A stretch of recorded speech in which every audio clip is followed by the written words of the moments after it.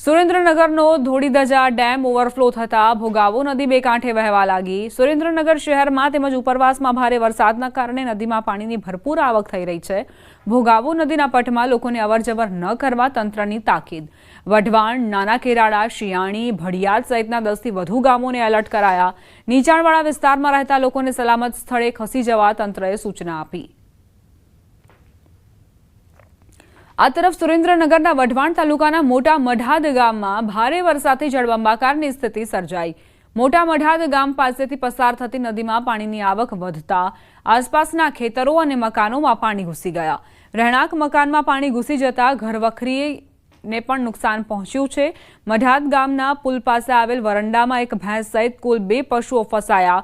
મઢાદ ગામની આસપાસના વિસ્તારમાં બેફામ ગેરકાયદેસર ખનનના કારણે નદીના પાણી ઘરોમાં ઘૂસી ગયાનો સ્થાનિકોનો આરોપ છે।